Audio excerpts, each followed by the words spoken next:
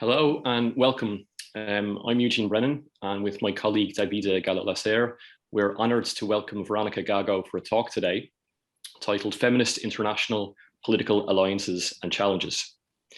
This is hosted by the University of London Institute in Paris and takes place within the context of a seminar series, Theory in Crisis, which we launched last year and which has been fundamentally about questioning how we approach the activity of theorising in times of crisis, and how such moments exacerbate and challenge periodizing and representing any experience of the present.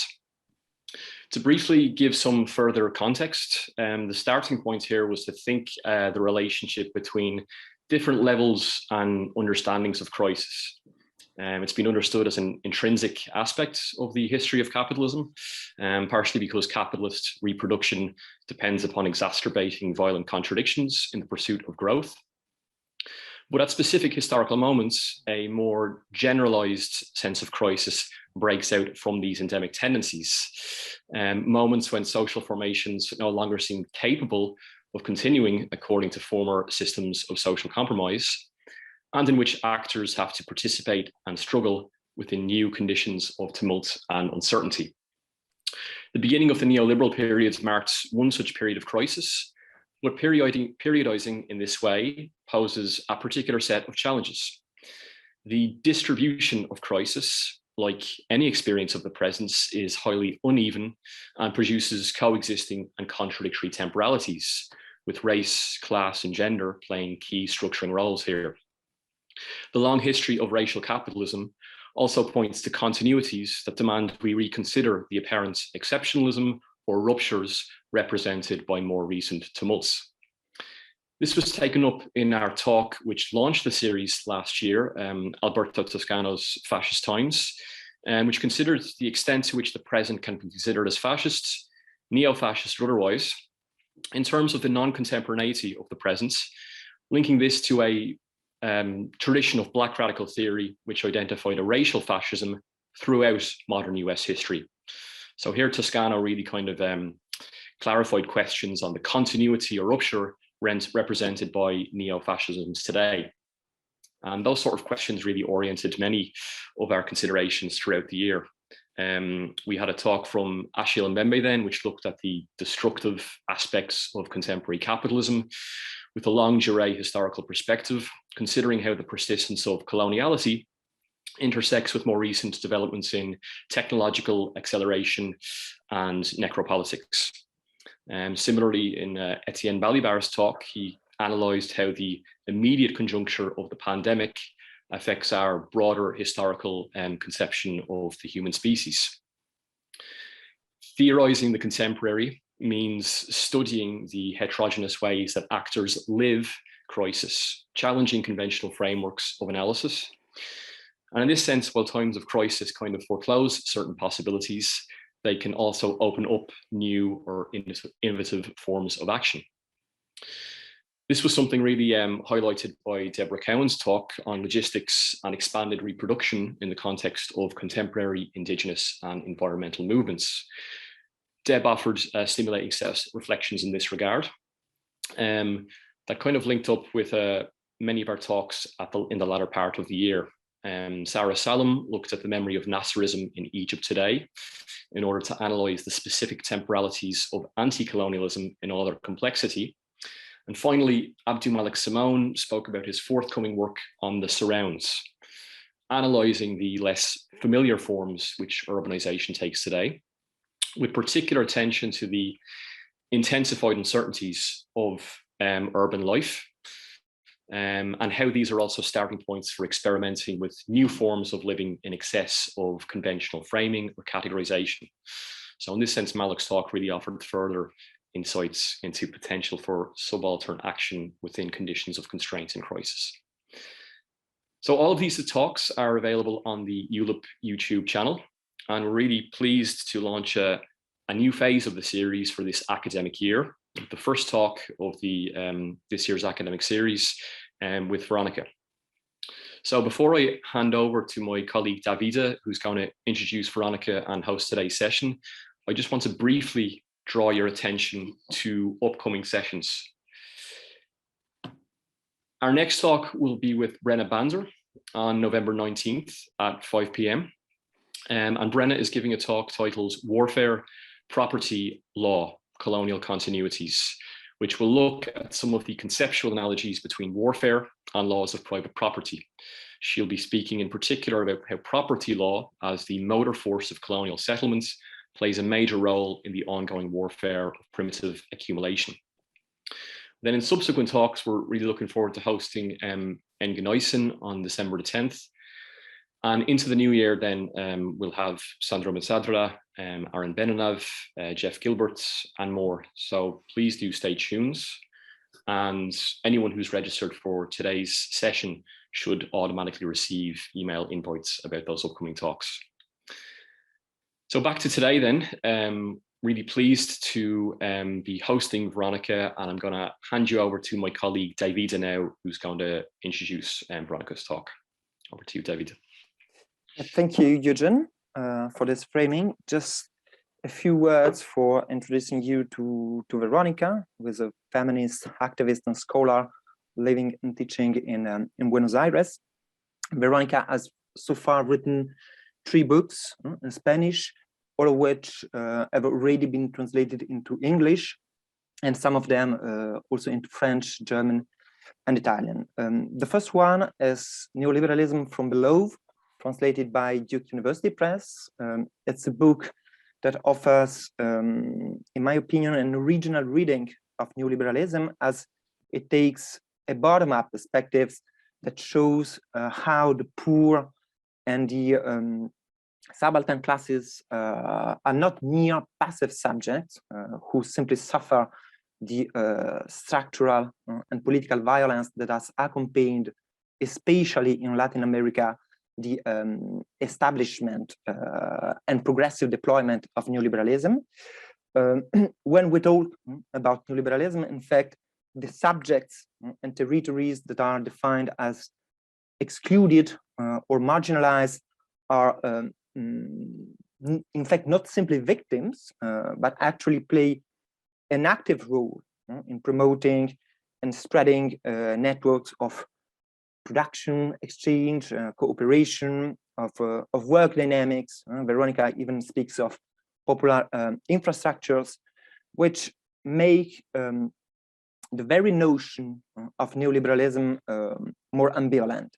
And the book, in fact, aims to sound out the tension inherent in the reproduction of neoliberalism as a system.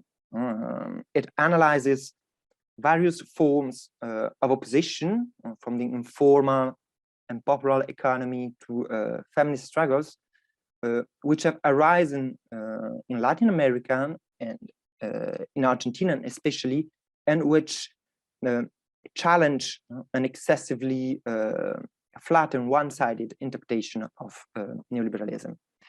Then in 2019, Veronica published La Potencia Feminista, translated into English by Verso with Feminist International.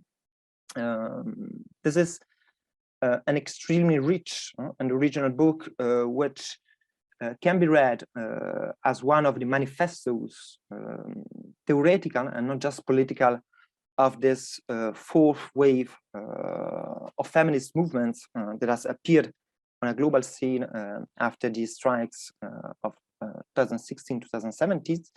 And this because it manages to hold together a political reading of feminist critique of exploitative relations with a theoretical analysis of mobilization processes, of forms of self-organization and practices of struggle, with the trans-feminist strike as a hinge of transmission, which allows one to move from one pole to the other.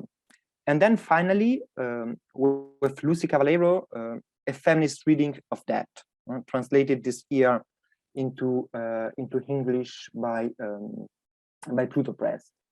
And this again is a book based on inquiries with various women, socially and politically heterogeneous, in which themes partly dealt with in the previous book re-emerged. And again, to stay just with the method that underlies the approach, the macroeconomic level of debt, financial speculation, currency instability, inflation, and so on, is intertwined with the micropolitical level of the materiality of everyday life, of the small and big difficulties of day-to-day life. So of the indebtedness of households and women who have to provide for the reproduction of domestic life, with all the repercussions that this implies in terms of relationships and gender violence and gender-based violence. So linked to dependence on the husband, domestic space, and so on and so on. So all this is simply to give you a broad outline of the work and theoretical and political path of Verónica, to whom I give immediately the floor for a talk of about 45 minutes, entitled Feminist International, Political Alliances and Challenges. So Verónica, thank you for being here, and yeah, it's up to you. Thank you very much, David. Thank you, Eugene. I'm very pleased to be here and to be part of this seminar that is amazing. I want to share some pictures that are by Analia Sid, my friend and comrade. She's a photographer, and we are working together about the visual impact of the feminist strike and feminist mobilization. I was surprised when I saw the picture choose for my talk without not a single body. So I think that could be interesting to present also Analia's work. So I will be sharing some pictures during my talk, but first of all, I would like to Analia present by herself. And thanks also to accept to be here, Analia. Well, hello everybody. My name is Analia Sid. I'm a sociologist, photographer, activist, and many other things. As Vero said, I'm really pleased to be here and contribute to her talk. I think it's really important from a Latin American point of view of the feminist struggle, that is something that we have been living. David was explaining a little bit about Vero's book, Feminist International in English. I know it as La Potencia Feminista. I think we started collaborating with Vero after I read the book, and I said, my pictures are your book. I have been photographing since I was 18 years old, and starting with my activism, first more leftist, and now almost purely popular feminism. And really, it has been a wild trip of photographing all these struggles. I'm based in Buenos Aires as Vero, so most of the pictures you are going to see are taken in Buenos Aires, and the capital city or the suburbs. There are only a few that were taken in Bariloche, because I was there when the first feminist strike in the March 8th happened, so there are some pictures from there. But I want to make this little side note, because the feminist struggle in Argentina is not only based in Buenos Aires. It's a federal structure. We have been organizing in the different provinces. Argentina is a really large country with different territories. We have indigenous communities. We have, I don't know, different expressions of the struggle. So what you are going to see is based in Buenos Aires, but not everything happens in Buenos Aires. And a question about the body that Vero was saying about the picture that is in the flyer of the activity. I think the collective body of the movement is something I have been trying to express visually, to make a visual storytelling about this, because I think we use our body as a tool of resistance, as a tool of collective liberation. So it's not anybody. The color of our skin, the way we use our body in the public realm, let's say, is a crucial part of the movement. So it's an honor for me to be one of the many, many photographers that has been participating in this. And I hope you like the pictures. So I will leave it for Vero that she can start her conference. And if you have any questions, then you can ask me. Thank you. Thank you very much. Well, in first place, I would like to use this space to share some hypotheses about my work on the feminist strike and what it means to elaborate on that in our present moment. Of course, the title itself of the seminar is inspiring in its double meaning or ambiguity. On one hand, the use of theory in the midst of the crisis, and on the other hand, how a crisis can involve previous theories, putting them in crisis too. Living in Argentina, the crisis is a very close reference, and in my work, the crisis is a privileged locus for thinking. It is a time when concepts and sensibilities are set in motion, enable us to recognize and confront the limits of what is possible and how it is expressed. Here, at least since the crisis of December 2001, the meaning of the crisis has entered into dispute time and time again. We recognize that a moment of crisis is when antagonism emerge, when relations of domination and exploitation are altered and open up to new forms of political decision-making about the wealth of the common. In fact, that crisis continues being a reference point today for understanding as a counterpoint to and in contrast with the current situation. We can argue that actually there is no time out of crisis. Rather, the question could be, what crisis? Because we are living in a time of continuous crisis, especially since 2008 on a global scale. Yet the term normality is in its contemporary use time and time again in denial of the existing crisis. And the idea of getting back to normal as a form to escape from the pandemic crisis is a very common feeling.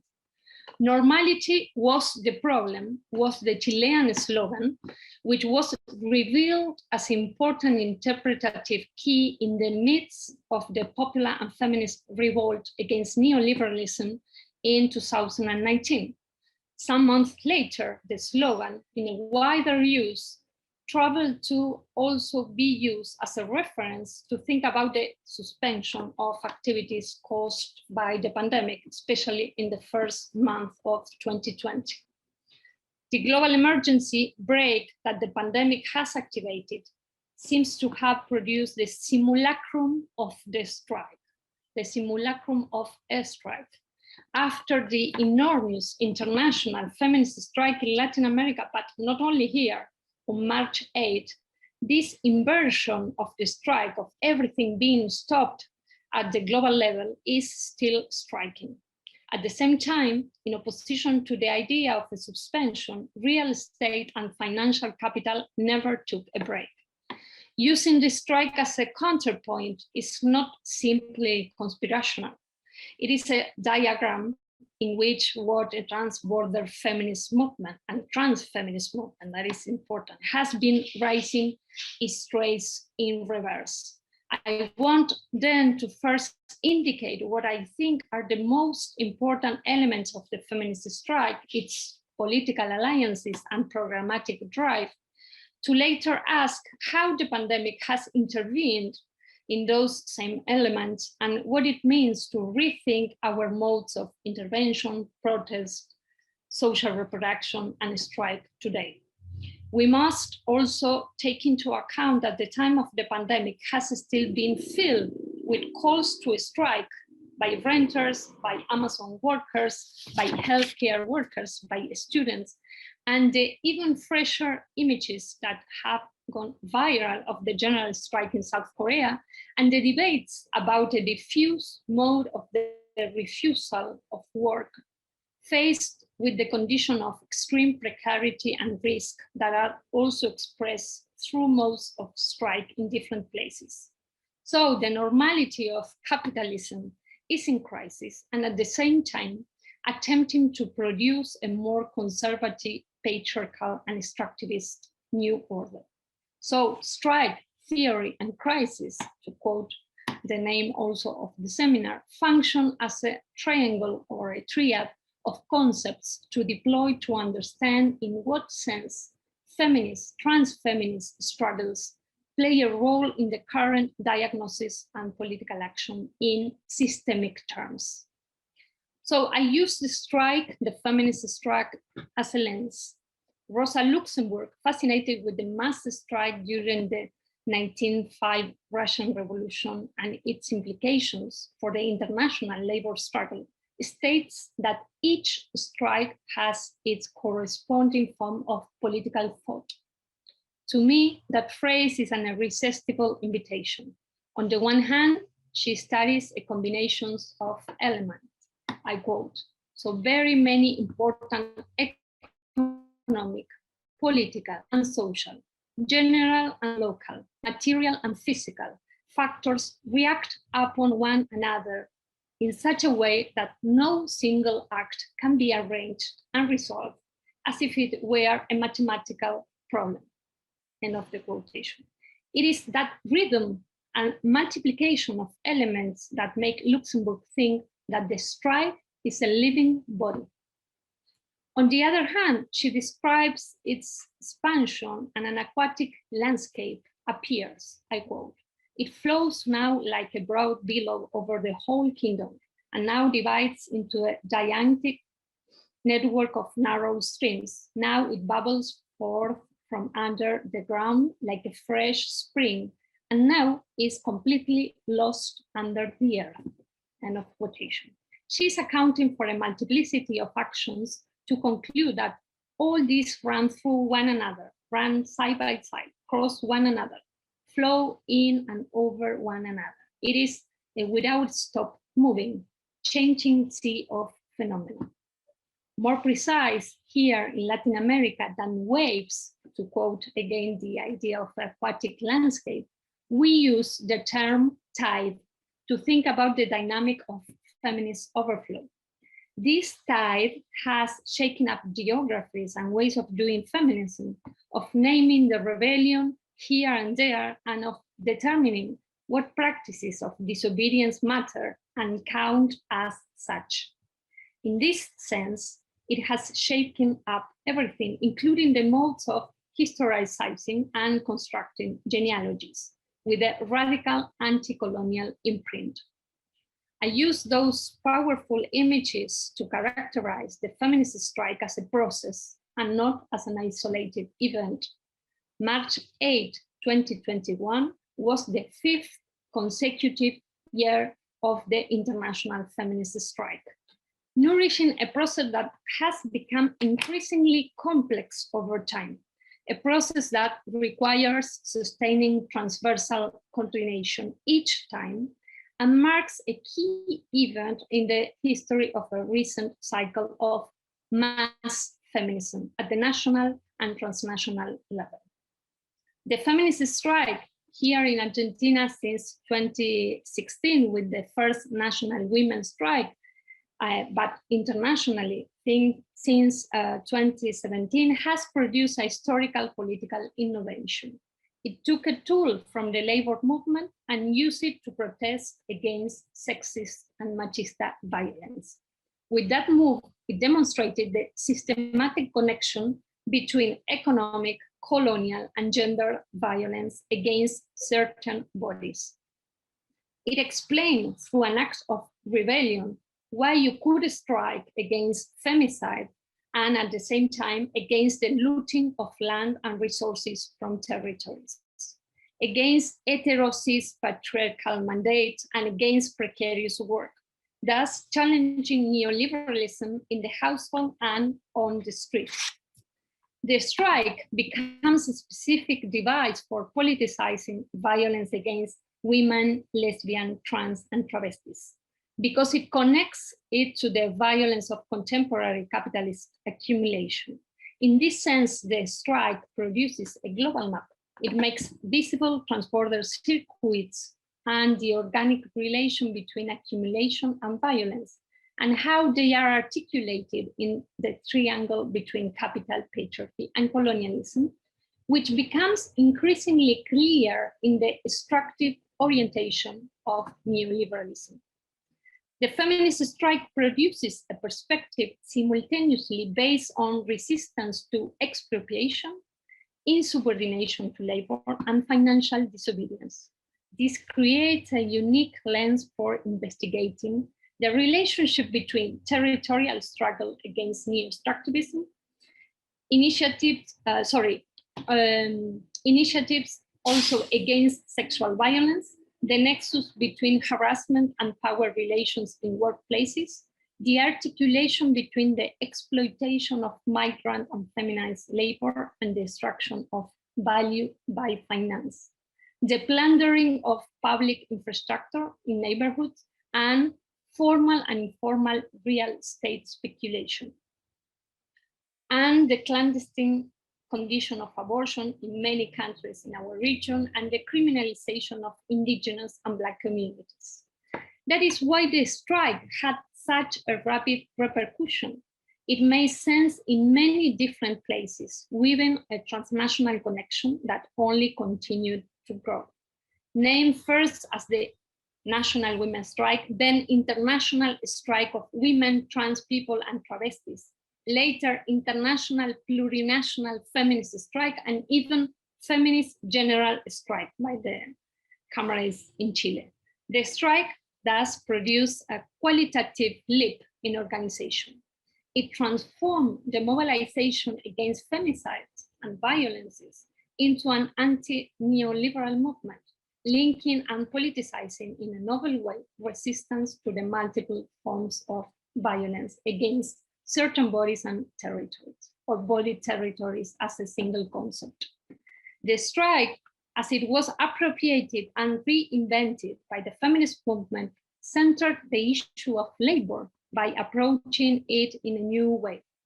First, because it overflowed the borders of those who are recognized as workers. Thus, it became a strategy for making visible and valorizing those labor trajectories that usually remain unrecognized. Domestic workers, precarious workers, migrant workers, those who combine multiple jobs to be able to put together an income.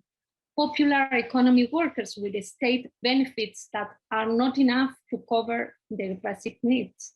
The unemployed, the retired, the agricultural workers, women unionists, students, sex workers. I'm very interested in how the feminist strike provides a class content to the demand through a research question about what it means to strike in each situation. And also how this is part of a process of a mass feminism, which is an important characteristic of the movement that, at least over the last 5 years, seems to have given feminism a new impetus. This dimension has to do with the capacity to generate mobilizations with unprecedented force that are capable of occupying streets, plazas, squares, cities simultaneously in different places in the world. The mass or majoritarian dimension affirms a revolutionary dimension because it effectively confirms a capacity to affect that is not reduced to small groups, then the fact that feminism plays a decisive role in the political images of massiveness indicates a revolutionary component due to its force of interpellation, its capacity to produce an experience of subjectivation for new generations, and its organizational formula that enables coordination across a large scale. But also because this massiveness is a filigree of actions, calls, discussions, assemblies, coordinations. In this back and forth, the relationship between the mass level and vectors of minoritarian struggles is conjugated in a new way. The so-called minoritarian, understood as a political composition that disregards subjects of revolution that were historically considered legitimate, takes on a mass scale as a vector of radicalization within this trans-feminist type. But massiveness is also elaborated based on issues that tend to be neglected or ignored when massiveness is only conceived in numerical quantitative terms or by its homogeneous force. Massiveness thus becomes a mode of affecting everyday organization, of composing a life plan, of confronting the machines of violence and injustice that are affirmed in the day-to-day. So, as I said, the feminist strike as a lens enables us to see the connection between forms of labor exploitation and extractivism. Today, the feminist critique of extractivist looting recomposes and deepens a critical archive, a critical anti-colonial archive, investigating the ways it is linked to violence against certain bodies and territories. In our region, the feminist strike weaves connections between women's leading role in popular economies, where they are as criminalized as they are hyper-exploited, and in conflicts over the use of urban space, and the extractivist mega projects that are encroaching on indigenous and community territories, accompanied by violence against women, lesbian, and trans, leading those movements in defense of different territories. So I'm interested in linking those dynamics, literal extractivism exerted over raw materials and different common resources, and the extractivism of finance carried out especially against populations that are considered to be excluded. So we can bridge the forms of exploitation that are renewed through a mapping of the heterogeneity of labor in a feminist register. This is not just an abstraction, this is what emerges from the political composition of the strike, from all of the different collectives, unions, and organizations involved in organizing it. So the question is, what is that becomes massive in this collective experience of showing up with our bodies on the streets? I would say that one of the elements is the specific characterization of neoliberal violence, which in turn can be understood as a key element of the feminist movement internationalism. This characterization of neoliberal violence occurs in a concrete form, based on everyday experiences of dispossession, precarization, and exploitation that allow for understanding how these forms of violence operate in direct connection with sexist and machista violence. I see this as a reading of the totality of these violences, a systematic reading, which at the same time is comprehensible from the position of everyday life. This comprehension is corporeal, it is situated, and at the same time collective without being abstract. This also allows it to give strength to a way of rejecting, of saying enough, to the philanthropic and paternalistic modes that have been used to try to solve the problem of precarity by imposing conservative and reactionary forms of subjectivation fueled by fear. This encourages feminist initiatives to define themselves as anti-neoliberal, not only as an ideological affirmation, but based on the concrete practice of identifying the frontiers where the battle against capital's advance takes place. That is, it shapes the confrontation against the privatization of pensions, against household debt, against cuts to public services, against wage cuts, etc. All in relation to the way in which violence against women, lesbian, trans, and travestis are marked by their gender and race, and how it is co-produced. This not only provides concrete content to the anti-neoliberalism of feminist initiatives, but also challenges the neoliberal vulgate itself, in which competition is considered an anthropological mutation, and therefore there is no outside to the omnipresent governmentality. It is precisely the intersection and concatenation of these conflicts that weaves together that systematic perspective to the point of debating the constitutionalization of neoliberalism, the corresponding normality that in Latin America originated during the continent's military dictatorships.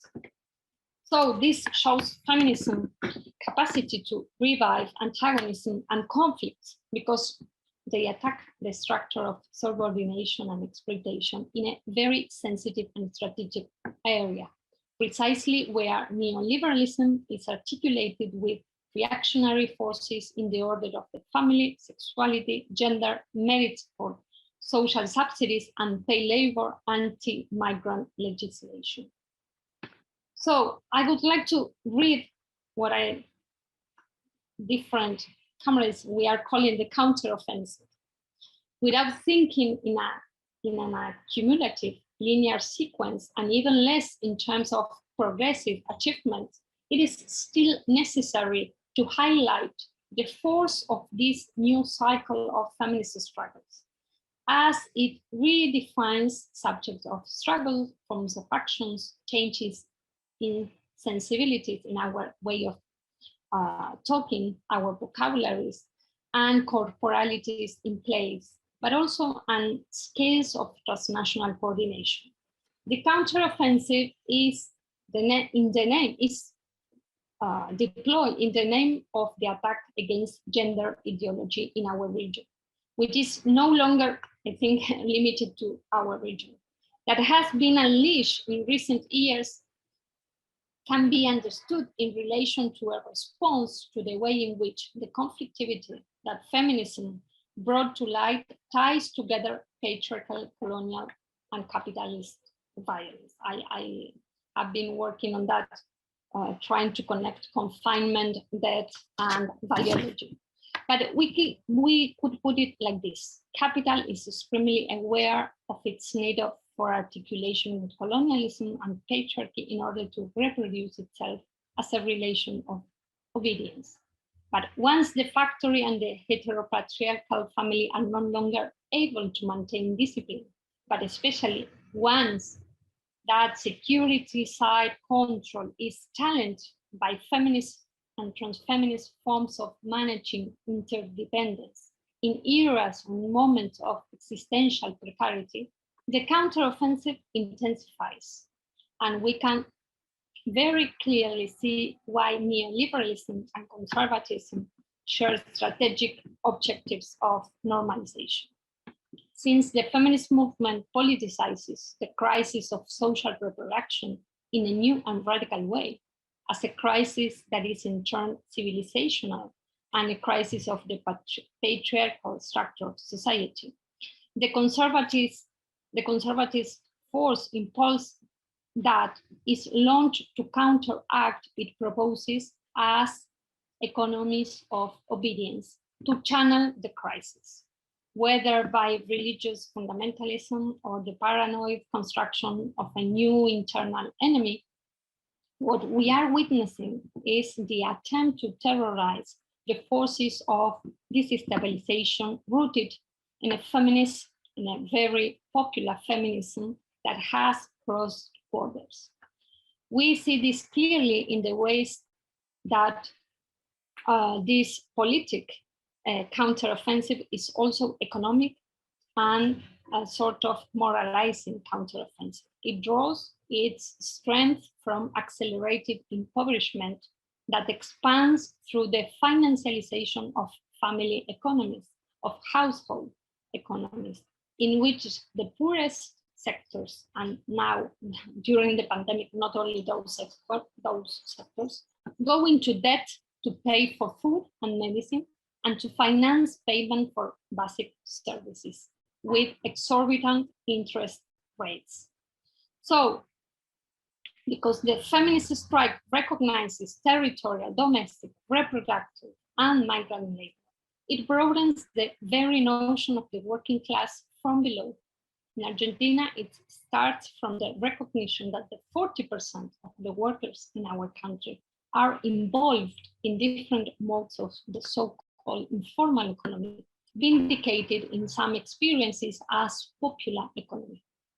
We could take this further and say that the strike opens up a whole program for political research. What do we call labor from the perspective of the living and working experiences of women, lesbian, trans people, and travestis? When the feminist movement faces the question of what it means to go on a strike from reproductive labor, we are in a practical way mapping the multiplicity of tasks we take on, the intensive and extensive working days that are not paid or are badly paid. It situates the great importance of what makes social reproduction possible, demonstrating its strategic character, which is at the same time constantly hidden and constantly privatized. Therefore, we can evoke Luxembourg again. The strike is not a purely technical weapon that can be decreed or prohibited at will. To the contrary, by including, highlighting, and valorizing the distinct terrains of exploitation and extraction of value by capital in its current phase of accumulation, the strike as blockade, challenge, and an act of contempt allows us to account for the condition in which struggles and resistances today are reinventing politics. Therefore, the use of the strike expresses and disseminates a change in the composition of laboring classes, overflowing its classifications and hierarchies, namely those that are so well synthesized by the patriarchy of the wage, as Silvia Federici called it.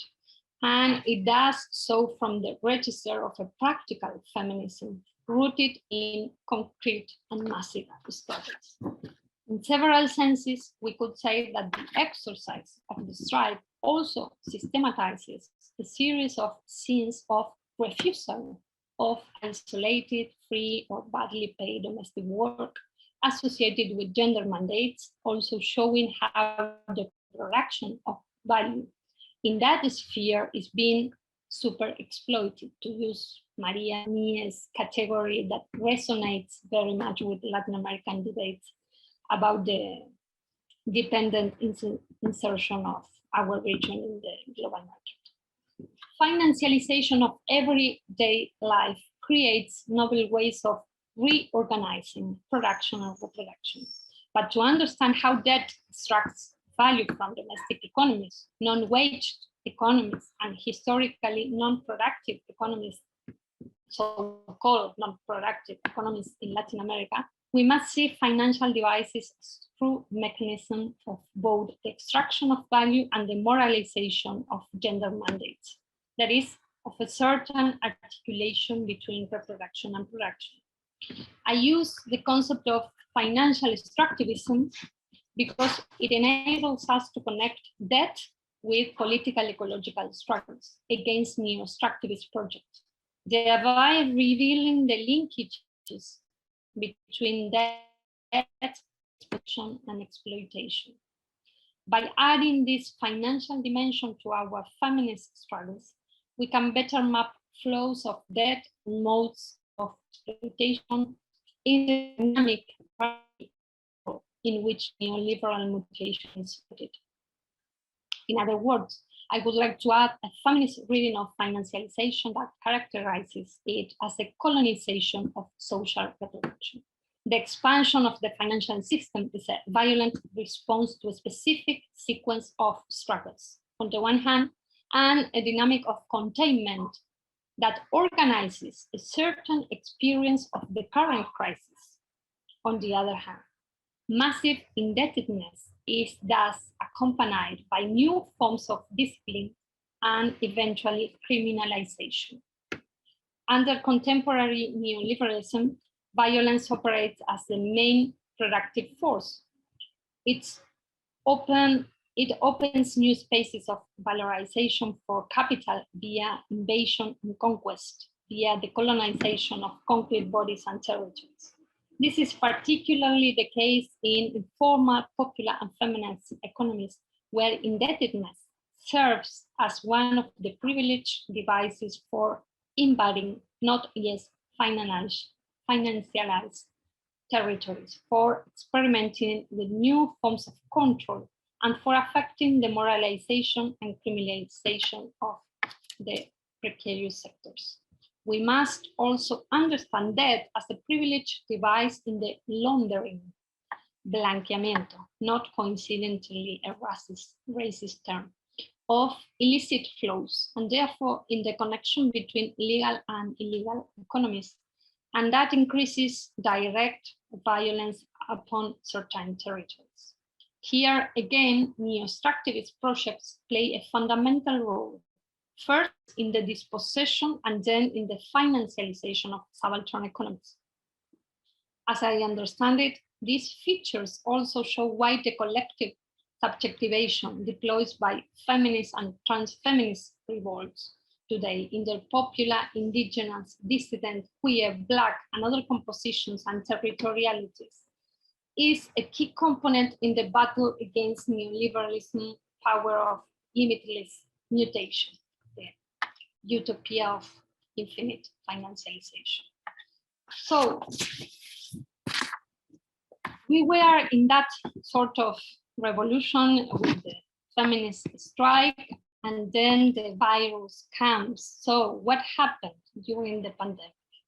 My investigation with Lucy Caballero of the pandemic begins to show how the proliferation of private debt during a time of economic crisis exploits domestic and community work and territories. Unpaid debts for rents and utilities, including electricity, water, gas, and internet access, grew at an accelerated rate during the first month of the quarantine. In working class neighborhoods where the impact of the health emergency and reduced incomes has been felt most strongly, debts for internet connectivity, that is paying for data usage to sustain public school distance learning, grew considerably, absorbing a large part of the emergency social subsidies.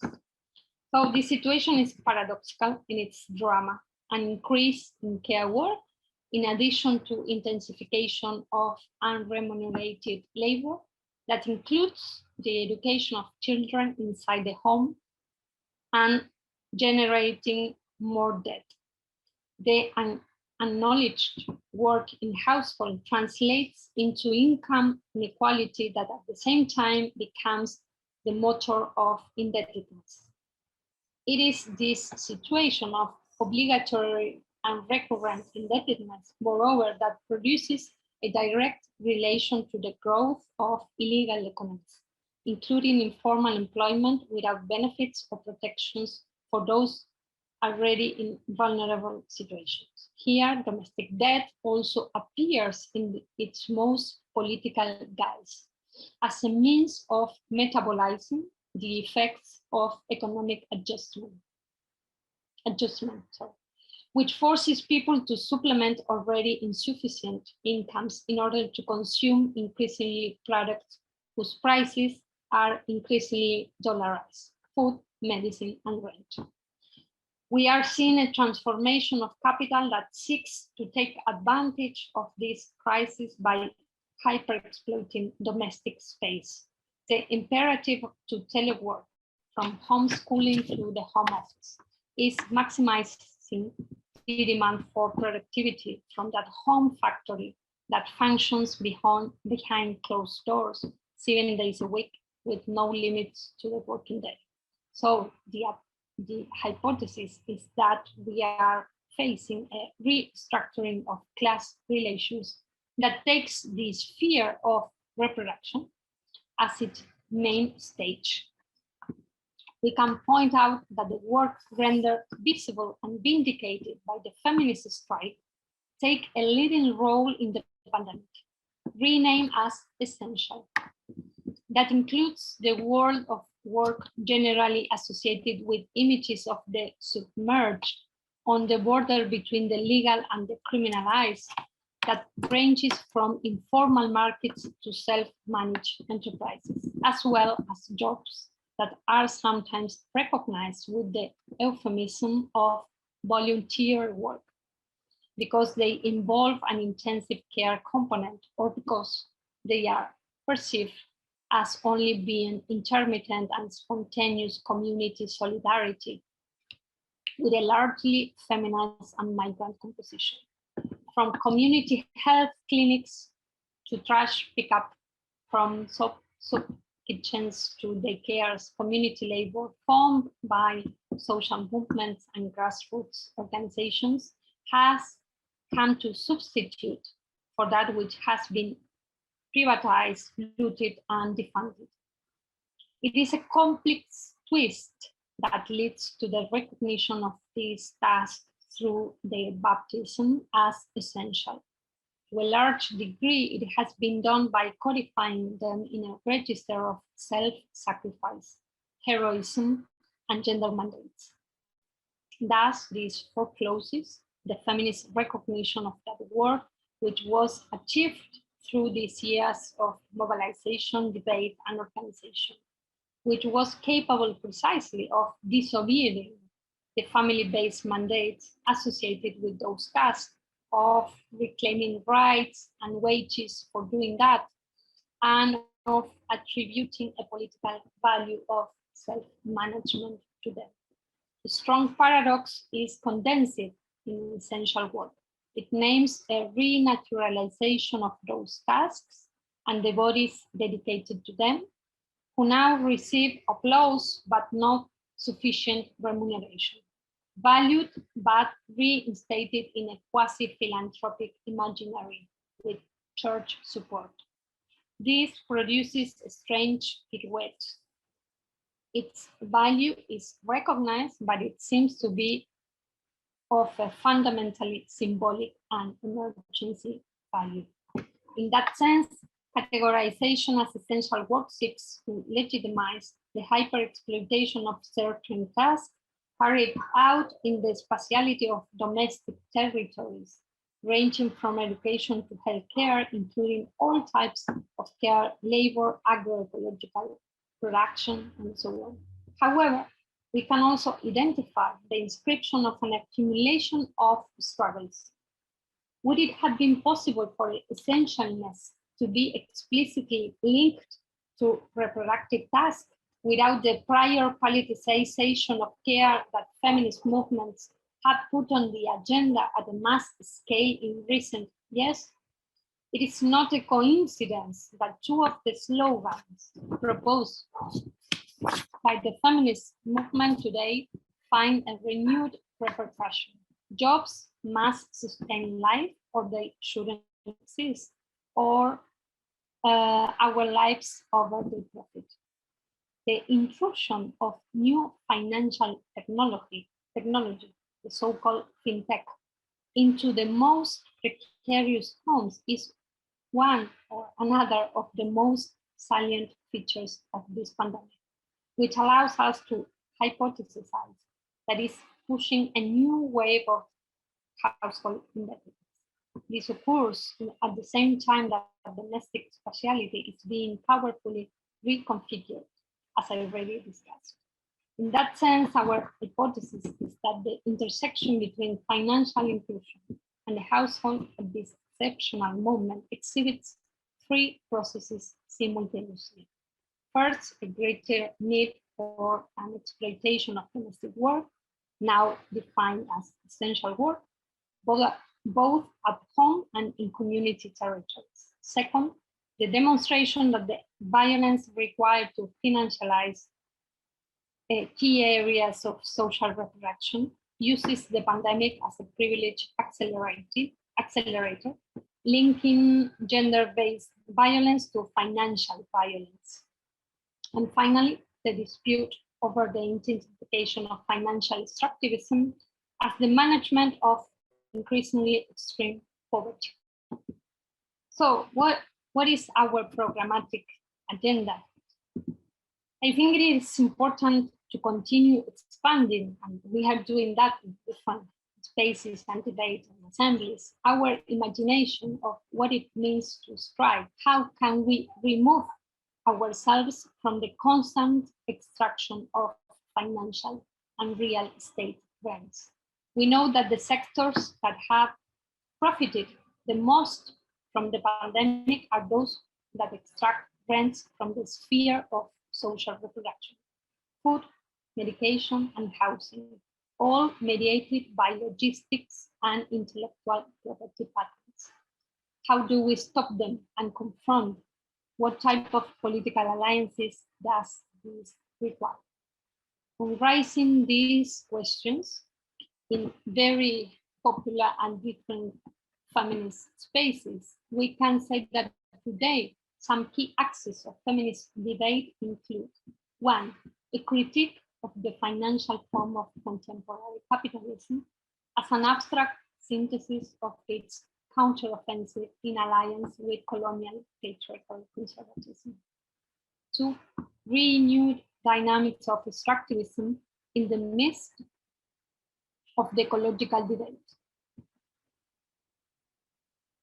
In the midst of the ecological collapse, that are inscribed in an accelerated against certain bodies and territories. And third, the super exploitation of labor through intensive forms of precarity, both aggravated by and made hyper visible in the pandemic.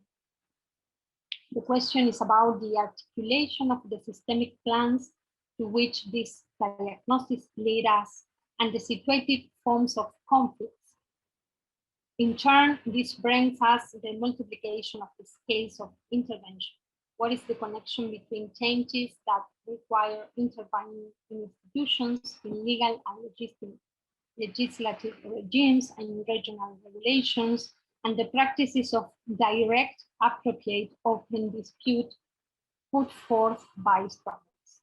Feminist unionism is a type of alliance that has allowed for broadening the strike by weaving alliances between feminism and unionism. But feminist unionism also exceeds the unions. It is a way of organizing demands and claims that takes seriously how feminism has broadened the concept of work and focuses on social reproduction. Feminist diagnosis of the pauperization of the conditions of wage, domestic, migrant working conditions, and the accelerated processes of precarization are even more true in the pandemic, both because they expand the notion of labor and because propose union strategies for intervening in that expansion, demonstrating the multiplication of working days within one single day, the exhaustion involving putting one's body on the line in the crisis, simultaneous telework with schoolwork and childcare in the home, all the juggling required to make ends meet with incomes that become smaller in line with the rate of inflation, the replacement of the state's responsibilities by overly exhaustive networks whose resources are never enough, for example, against evictions, expands the field of struggles. It points to free labor, disputes, recognition, and resources that include, while also go going beyond the wage. The question is how to keep building this unionism that overflows the framework of the demand of wage workers, to take the agility of demand-based struggle to the terrains of social protection. So the last thing, therefore, there is an urgent need to expand, I think we are doing, initiatives that materially confront the capacity to extract rent and that incorporate the conditions of labor's reproduction, from health care to housing, including pensions and services rates to access connectivity, into the labor struggle. It is a conception of labor that is stake here, of who produces value and what modes of life deserve to be assisted, cared, and paid for. And also where the resources will come from if we aim to a global organization of the world of work. It is a question horizon that emerges because when we go on strike, we also produce the time for political invention. Thank you very much. I hope not to be so long. Thank you, Veronica, for this paper, in which the theoretical and political importance of the gender strike clearly emerges, showing to what extent feminist movements, particularly in Latin America, have been able to renew this practice, which is now almost two centuries old, and the main form of struggle of the classical labor movement. And for showing how this organizational innovation carries meaning in terms of visibility and denaturalization of gender oppression. And thank you, Analia, too, for your photos, which I find extremely significant, which shows the power, the potential in Spanish of these subjectivities that have broken into Argentina's public space. I have a couple of questions just to launch the debate before opening it to the audience. So don't hesitate to write your questions, your thoughts in the Q&A box. So the first concerns the transnational circulation of struggle, because one of the most important aspects of the various cycles of mobilization since the 2008 crisis is their resonance behind the borders of the nation states. We had before the 2011 occupations of squares, which started on the southern coast of the Mediterranean, before surfacing in Greece and Spain and appearing later in the US. In 2019, there was a proliferation of popular uprising against the increase in the cost of basic goods and services, which affected the whole metropolis behind the squares in Chile, in Ecuador, and Lebanon, and so on and so on. And if these uprisings were in part anticipated in their demands and practices by the Yellow Vests, these upheavals also disrupted the classic geography of French politics, provincializing, so to speak, Paris. And it seems to me that the same applies to this wave of feminist movements. They emerged first in Poland and Argentina, then in Spain and Italy.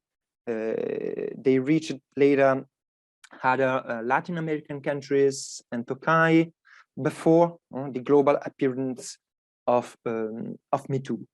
So the question I would ask you is the following: does this transnational circulation of struggle, this transnational circulation of struggle tell us about the current North-South relations, because if this distinction is less and less rigid from the point of view of capital, how can it be discussed from the point of view of social movement? And more specifically, also, what are the spatial territorial relations that have animated the different phases of Ni Una Meno mobilization in Argentina? This is the first question. And the second one concern, on the contrary, the pandemic temporalities. So I would like to ask you what you think about the periodization of the crisis. So if, as the pandemic simply accelerated, intensified, radicalized dynamics or trends that were already in place, or if it has instead produced a qualitative leap with respect to gender exploitation and oppression, and this not only in terms of social diagnosis, but also in terms of practices and organization. And so, starting from the debates within Ni Una Menos, I was wondering if the claims put forward between 2016 and 2020 did appear even more necessary, or did something new emerge? Something new which was not seen, discussed, or sufficiently put forward before.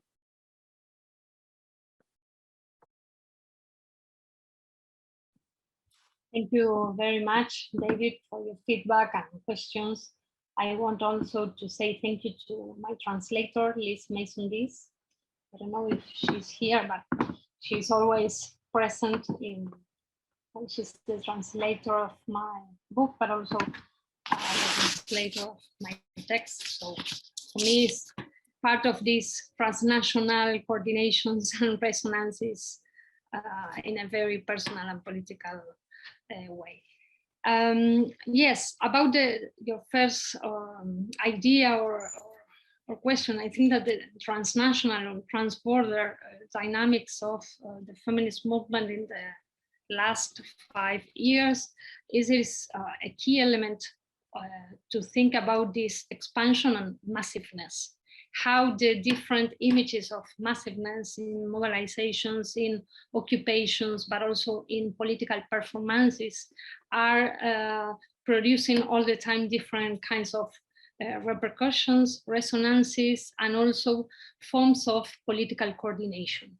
I think that these images that are circulating are not just a form of consumption of images, are inputs to produce different forms of political coordinations. And I think that this is, of course, very different in each country, in each region, with different traditions. For example, in Argentina, we have a very important tradition and genealogy in the national meetings of women that has more than 3 decades. Now it is renamed as plurinational meeting of women, trans, lesbian, and travestis. And it is a sort of meeting that repeats one time and time again this sort of massive assembly and different political spaces to build and to discuss feminist agenda.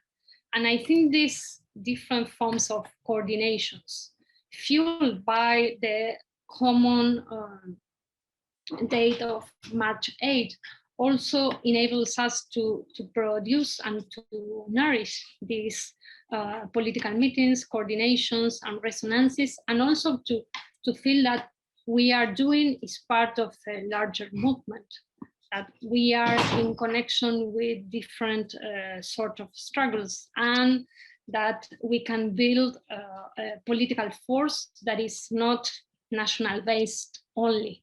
So I think that this is one part. And the other is how those issues of violence, neoliberalism, abortion law are building a common also agenda in terms of what are we discussing about.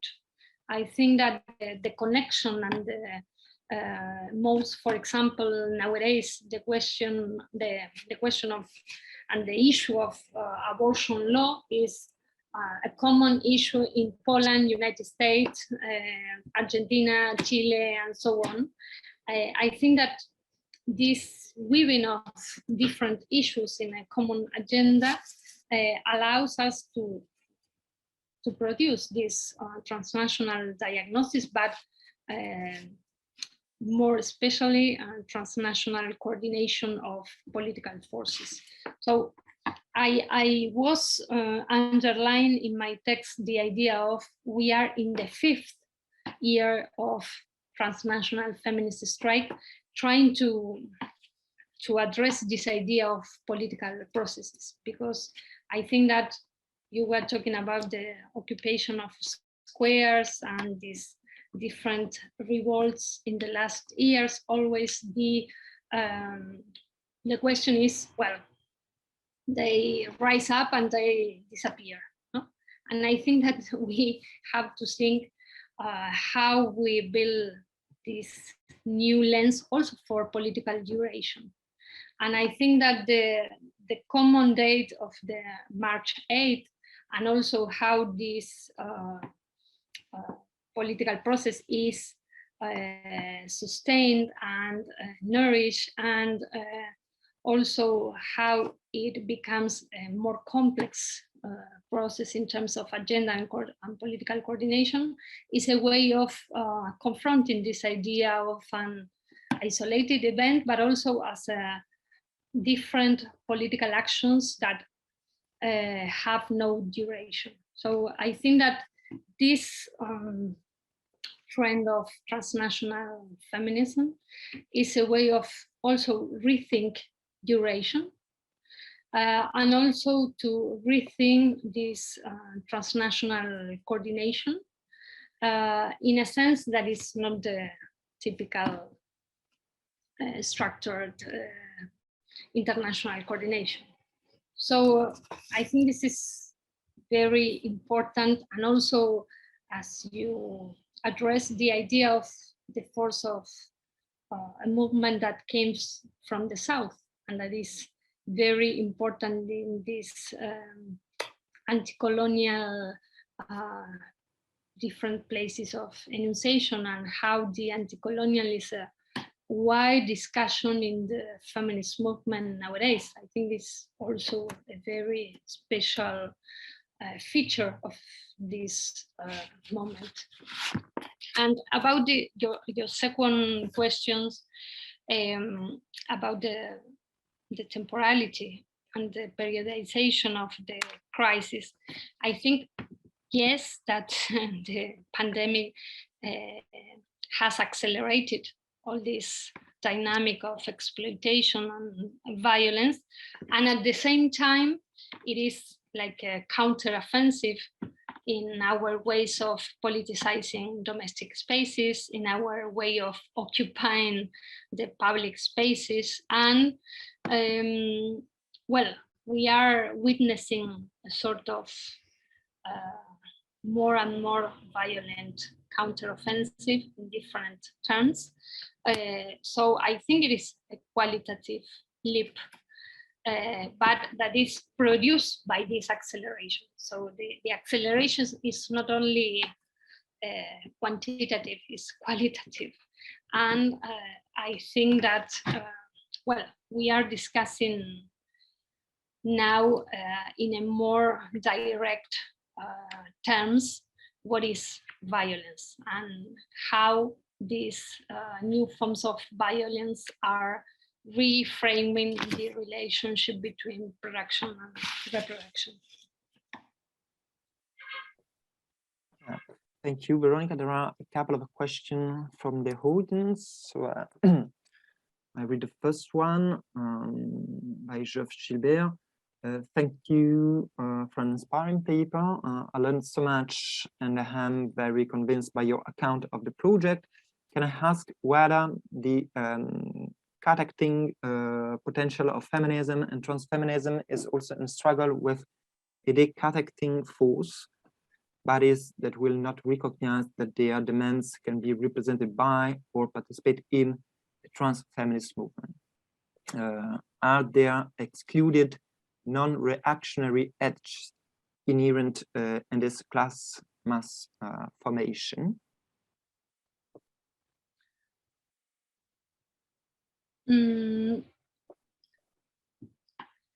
Geoff, in who are you thinking about when you said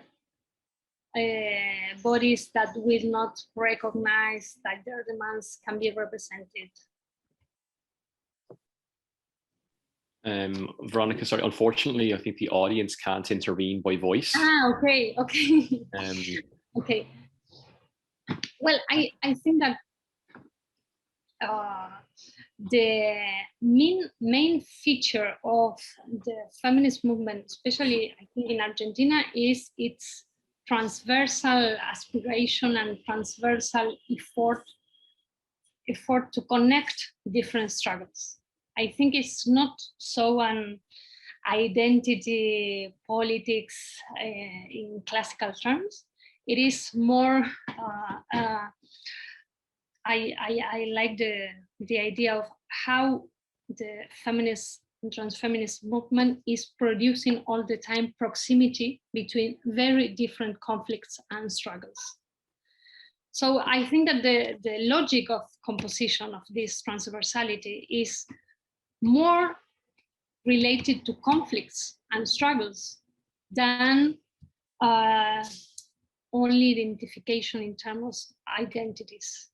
So I think this is the reason also of this massiveness. For example, the capacity to be close and be part of indigenous conflicts, the possibility and the effort to be part of different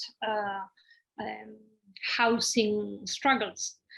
And I think that in that sense, the feminist and trans-feminist movement is not something external to these conflicts. It's a force that grows up within these conflicts and produces sort of technology of articulation in different scales, and all the time trying to be very inclusive in the terms of conflicts more than a definition of identities. And I think that this is the very special notion of popular feminism, periphery feminism, territorial feminism. Is a way of including different conflicts more than a specific and exclusionary definition in terms of identities.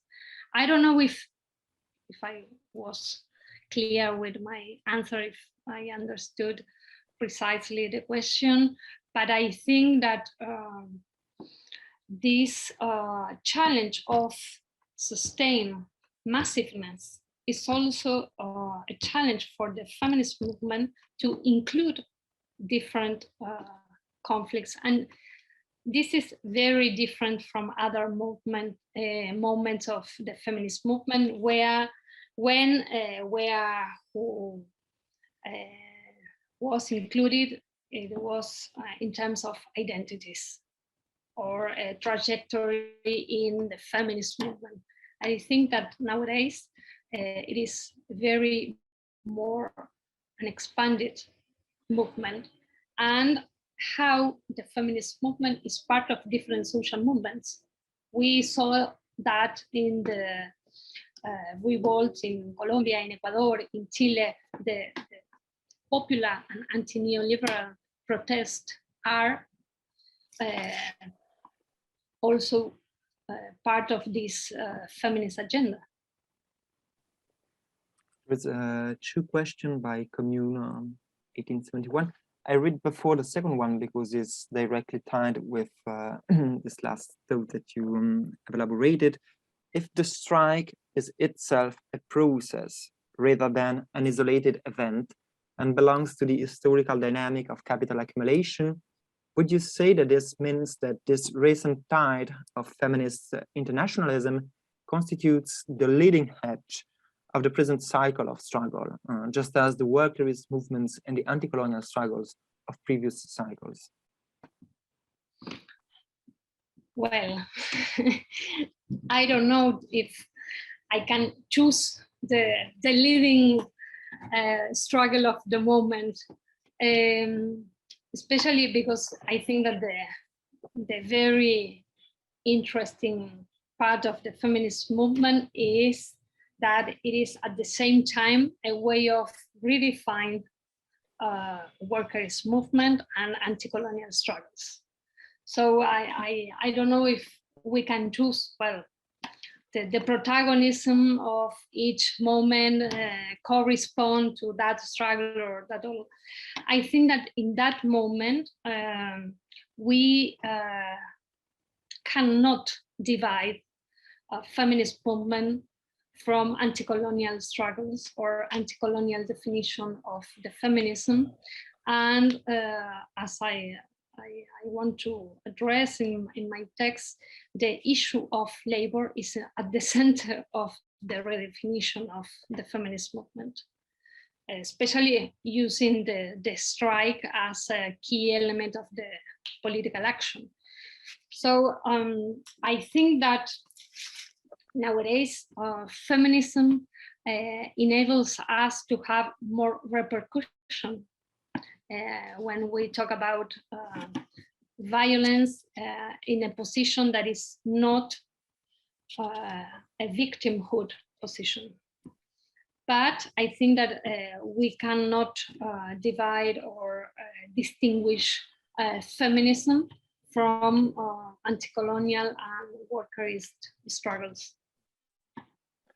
There's another interesting question. Given the compounding effects of economic, gender-ridden, and global health crisis, as the Bardar Club, a source of social reproduction that was popularized during the 2001 insurrection, found a new use or changed in significant ways, or has the state effectively repressed its existence? And you can maybe shortly explain what were the Bardar Club.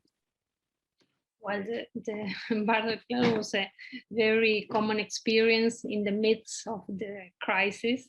Now it's coming back here because the economic crisis is amazing. And it was a sort of different networks of exchange in different assemblies and neighborhoods. And also it is an experience very inspiring for the so-called social economy, solidarity economy, but also is a very important antecedent to the so-called popular economies nowadays. So these are different forms of self-management economies that here are very common and that emerges once and again in different crisis moment. But I think that nowadays it is very different, the feminist protagonism of those initiatives. In the 2001 also was experience protagonized by women, but the forms of narrate them and the political formulation of those initiatives was not feminist. And nowadays, yes. And I think that is also part of this accumulation of struggles, but also the very important activism of new generations that are feminist generations. Thank you. Anyone else has questions, thoughts? I might come in with a question if there's no more in the chat box for the moment. Thanks so much, Veronica, for a completely fascinating talk. Really kind of stimulating and has produced a lot of questions, but I'll try and be as succinct as possible. One thing which I found really particularly interesting about the talk today and in the book is your accounts of the strike as kind of related to Commune 1871's question, the strike as process. And I'm kind of thinking of how strikes are normally understood as kind of interventions on the level of production. And that in recent years, many theorists and activists have talked about, in the context of deindustrialization and financial capitalism, that we need to be making interventions at the level of circulation, blockades, riots, and so on. And so your account of the strike as process decentralizes or kind of gives a larger sense of production. You say it's about thinking from the perspective of reproduction, but I think implicit in that is building on, Federici and other sorts of feminists who showed the kind of fluidity between production and reproduction. Yes. But also kind of reconsidering production in this broader sense. So I wonder if you could say a bit more about that and, how you understand the strike in relation to production and reproduction. And if you want to say anything about whether you've found it useful to situate it in relationship to Marxist feminist accounts of a similar problem or the recent literature on social reproduction theory. So yeah, that's just one question I'd like to ask. And then if you've got time, maybe one more, which is about the temporality of indebtedness or debt, which you say really interesting things about in the book. So financial capitalism and debt is, Jemison and David Harvey and many writers talk about, the invasion of the colonization of space by time and how financial capitalism produces this presentism without a future. But your account of debt is more nuanced and kind of talks about the multiple temporalities produced by the lived experience of debt. So I'd be interested to hear if you've got any more thoughts about that. Thanks so much. Yes, I am very inspired, of course, by the work of Silvia Federici as she deploys these discussions about production and reproduction. And I think that in Latin America, these discussions also has to do with the expanded informal economy. So when we are thinking about reproduction, we are not thinking simply in the household. We are thinking in entire neighborhoods, in entire territories. I use the concept of domestic territories to think about this entanglement between the household and the task related to household with more expanded spaces of social reproduction, so kitchens, but also the different networks to produce health in different communities, but also the way of the agroecological networks are today producing food for different neighborhoods. So I think that the scale of the reproduction in Latin America is very close to this way of thinking, how the majorities and the poorest populations here are involved in different forms of economics that are not recognized as productive economies. So this idea of what are we discussing when we discuss about reproductive labor, I think here applies to a more expanded places and scenarios that when we are talking about just in terms of household. So I think that the majoritarian spaces of social reproduction here in Latin America are related to this non-recognized labor, with these sort of connections between wage and non-wage labor, and this sort of 2021. Renault Panda. Sorry. So I think that I use very much the conceptualization of Silvia Federici, but in relation to another spaces of social reproduction that has to do in Latin America and Argentina, especially with the discussion about popular economy, with a more expanded spatialities. So at the same time, with the feminist strike, we build a very strong connection with unions, with traditional unions. So it was very important, this commitment of different traditional unions of different sectors of production to be part of the feminist strike. So I think this is also a very specific feature of the feminist strike here, that we can combine the traditional unions, of course, not without conflicts, but they are inside the organizational process, with these expanded territories of popular economies and domestic territories. So I think that this is very also challenging to think about all these popular urban economies with this very important women protagonism related to a strike that has also involved unions. I think this is a very political approach to the production-reproduction debate. And I think that the way of discussing here what is labor in the midst of economic reality, where the 50% of people is under the line of poverty. And at the same time, we are seeing how the crisis is managed from below.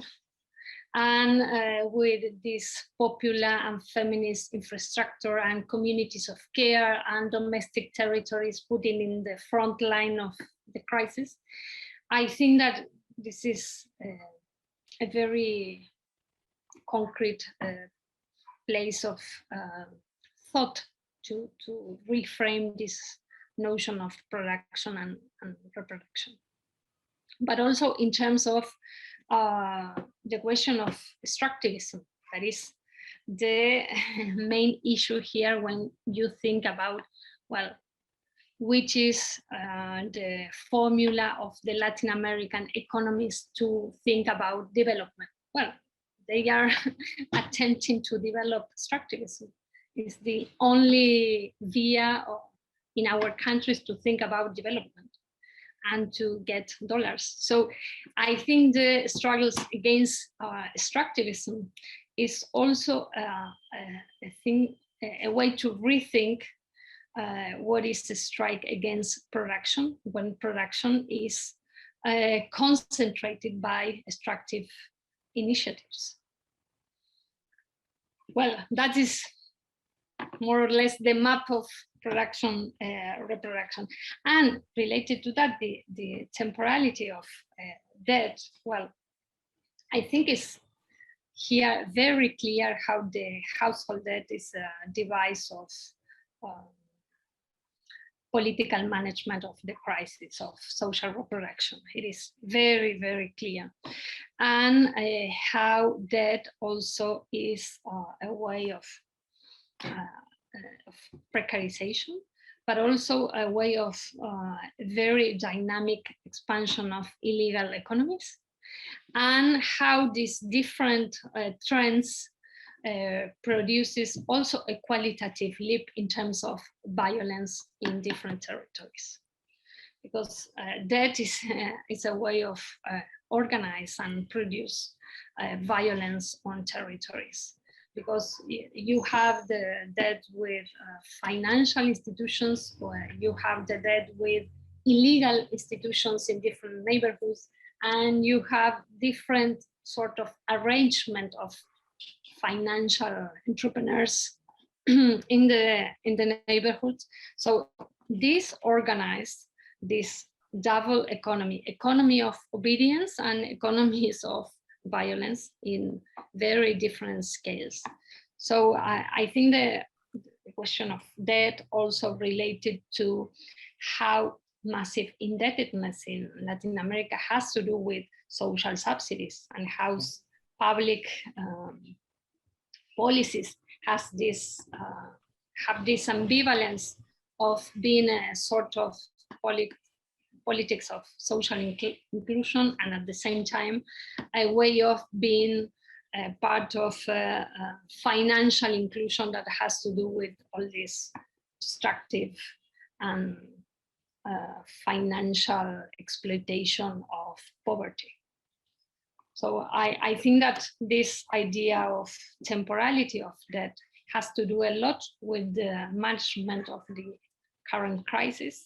We are discussing that we do not have now a social explosion, but we have a political implosion in different territories and homes, no? And this has to do with this management of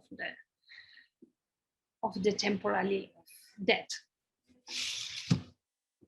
Thank you. There is another question by Halisa.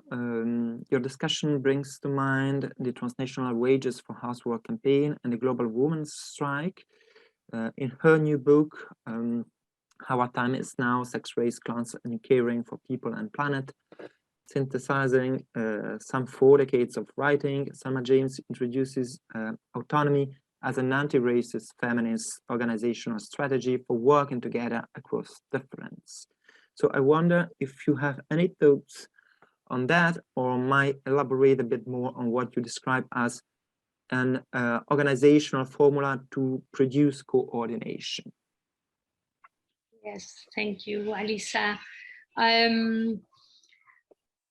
Yes, I have in my mind this extraordinary experience of Wages for Housework campaign, because, well, we learn about that. And of course, I think that we are all the time discussing, for example, if social subsidies for care has something to do or not with this discussion about wages for housework, and which are the differences between that political campaign and the different political agenda that in Latin America, and especially in Argentina, has to do with different subsidies reclaiming money for care or money for different forms of work non-recognized as work. So I think that is very present here also the discussion with the work of Silvia Federici, especially Caliban and the Witch, which is like a popular bestseller here. And you can see in the unions the phrase, it is not love, it is non-paid work. It is part of the common sense in the feminist movement. And I think that the idea of autonomy that you are saying as part of these strategies of organization has to do with how the feminist movement nowadays has the ability and the capacity to impose a radical diagnosis of neoliberalism, but beyond the idea of victimhood and the sort of left melancholy of impossibility of doing nothing. So I think that this organizational formula that I was talking about has to do with this dynamic of feminism that is one of, I think, the most dynamic social movement nowadays.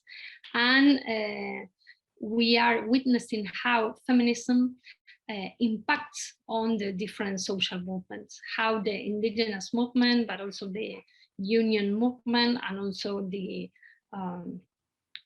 peasant movement has to do with this expanded agenda that the feminism has put on the political conjuncture. I think it is the self-definition of a political movement, feminism as a political movement, has to do with this political thought about what implies a political organization today that is capable to connect everyday practices with a radical horizon. Okay, maybe I have just one last question, Veronica, about militant writing, because yours is a theoretical, demanding, and rigorous writing. It's analytical, descriptive, and so on, but never neutral. Yours is an eminently political writing, which is nourished by the struggles and subjectivities illustrated by Hanalia's photo.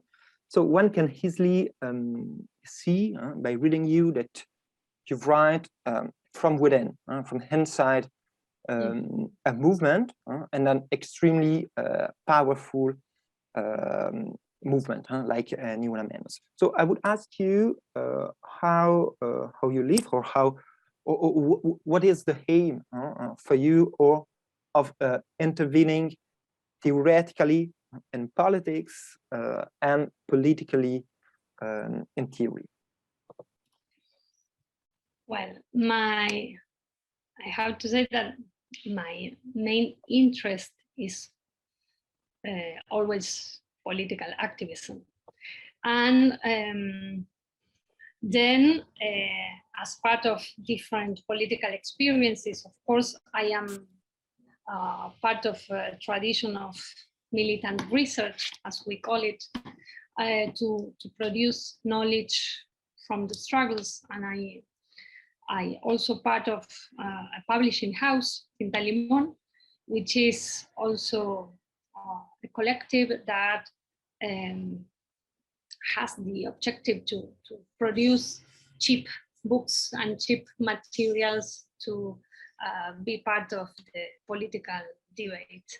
So I like very much, and I enjoy very much writing from what is the discussion in the assembly, or how to organize mobilization, but also trying to produce conceptualizations rooted in the struggles that I am involved in. I think that I learn all the time from the struggles that I am part, and from the collectives that I am part.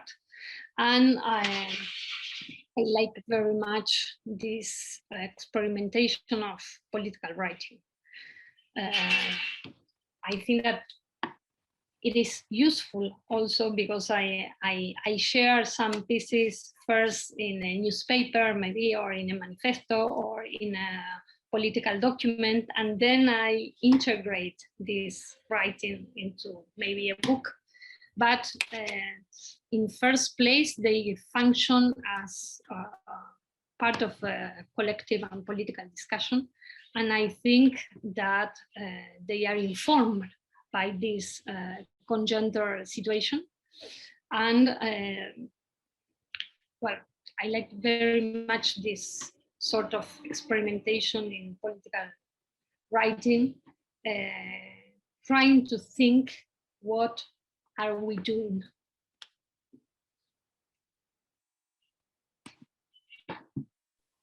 That feels like an appropriate note to conclude on. So as we're coming up to the end of our time, maybe we'll bring things to a conclusion there.